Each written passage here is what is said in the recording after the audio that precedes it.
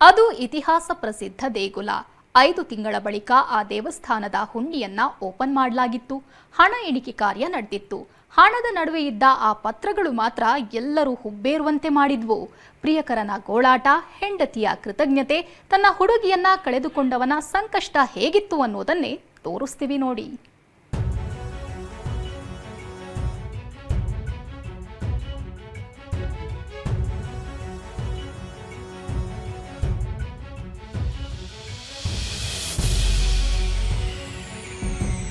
ಕಂತೆ ನೋಟು, ರಾಶಿ ರಾಶಿ ಕಾಯಿನ್ ಅಷ್ಟೇ ಅಲ್ಲ, ಬಂಗಾರದ ಆಭರಣ ಇವೆ, ಬೆಳ್ಳಿ ವಿಗ್ರಹಗಳು ಇವೆ, ಬ್ಯಾನ್ ಆಗಿರೋ ಹಳೆ ನೋಟುಗಳು ಕೂಡ ಪತ್ತೆಯಾಗಿವೆ. ದೇವರ ಹುಂಡಿ ಎಣಿಕೆ ಮಾಡ್ತಿದ್ದಂತೆ ಇವೆಲ್ಲ ಹುಂಡಿಯೊಳಗೆ ಸಿಕ್ಕಿವೆ. ಆದರೆ ಎಲ್ಲರ ಗಮನ ಸೆಳೆದಿರೋದು ಮಾತ್ರ ಹುಂಡಿಯಲ್ಲಿದ್ದ ಲವ್ ಲೆಟರ್ಗಳು.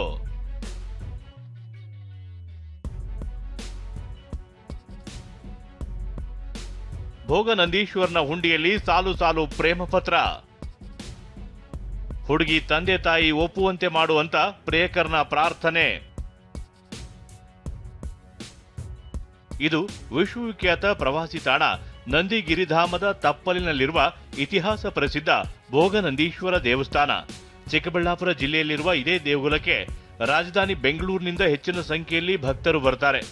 ದೇಗುಲ ಬೆಂಗಳೂರಿನ ಸಮೀಪ ಇದೆ ಅನ್ನೋ ಕಾರಣಕ್ಕೋ ಏನೋ ಇತ್ತೀಚೆಗೆ ಈ ದೇವಸ್ಥಾನದಲ್ಲಿ ಪ್ರೇಮ ವಿವಾಹಗಳ ಸಂಖ್ಯೆ ಹೆಚ್ಚಾಗ್ತಿದೆ. ವಿಷಯ ಅಂದ್ರೆ ಲವ್ ಮಾಡ್ತಿರೋರು ಕೂಡ ಈಗ ದೇವರ ಮೊರೆ ಹೋಗಿದ್ದಾರೆ. ಹೌದು, 5 ತಿಂಗಳ ಬಳಿಕ ಇಂದು ದೇವರ ಹುಂಡಿಯನ್ನ ಓಪನ್ ಮಾಡಲಾಗಿತ್ತು. ಈ ವೇಳೆ ಹಣ ಎಣಿಕೆ ಮಾಡ್ತಿದ್ದಂತೆ ಬರೋಬ್ಬರಿ 15 ಲಕ್ಷ ಹಣ ಸಂಗ್ರಹ ಆಗಿರೋದು ಗೊತ್ತಾಗಿದೆ. ಇದರ ಜೊತೆ ಕೆಲ ಪ್ರೇಮ ಪತ್ರಗಳು ಕೂಡ ಸಿಕ್ಕಿವೆ. ಆ ಪತ್ರದಲ್ಲಿ ಏನಿದೆ, ದೇವರ ಬಳಿ ಪ್ರೇಯಕರ ಕೇಳಿಕೊಂಡಿದ್ದೇನು ಅನ್ನೋದನ್ನೇ ತೋರಿಸ್ತೀವಿ ನೋಡಿ. ನಾನು ಪ್ರೀತಿಸ್ತಾ ಇರೋ ಹುಡುಗಿ ತಂದೆ ಹಾಗೂ ತಾಯಿ ನಮ್ಮನ್ನ ಸಂಪೂರ್ಣ ಮನಸ್ಸಿಂದ ಒಪ್ಪುವಂತೆ ಮಾಡು ಭಗವಂತ. ನಾನು ಅವಳನ್ನು ತುಂಬ ಚೆನ್ನಾಗಿ ನೋಡ್ಕೊಳ್ತೇನೆ. ಯಾವುದೇ ತೊಂದರೆ ಆಗದೆ ಒಪ್ಪುವಂತೆ ಮಾಡು ಭಗವಂತ. ಹೀಗೆ ಒಬ್ಬ ಭಕ್ತ ತನ್ನ ಲವ್ ಸಕ್ಸಸ್ ಮಾಡುವಂತೆ ಬೇಡಿಕೊಂಡ್ರೆ ಮತ್ತೊಬ್ರು ದೇವರಿಗೆ ಕೃತಜ್ಞತೆ ಸಲ್ಲಿಸಿದ್ದಾರೆ. ಒಳ್ಳೆ ಸಂಬಳ ಕೊಟ್ಟಿದ್ದಕ್ಕೆ ಕೃತಜ್ಞತೆ. ನನ್ನ ಗಂಡನಿಗೆ ಒಳ್ಳೆ ಕೆಲಸ ಸಿಕ್ಕಿದೆ. ಆದಾಯ 3 ಲಕ್ಷ ಬರುತ್ತಿದೆ. ಇದನ್ನ ಕೊಡಿಸಿದ್ದಕ್ಕೆ ವಿಶ್ವಕ್ಕೆ ಕೃತಜ್ಞತೆ ಸಲ್ಲಿಸ್ತೇನೆ. ಈ ಬೇಡಿಕೆಗಳ ನಡುವೆ ಮತ್ತೊಬ್ಬ ಭಕ್ತರು ಮಹಿಳೆಯ ಫೋಟೋವನ್ನ ಹುಂಡಿಗೆ ಹಾಕಿದ್ದಾರೆ.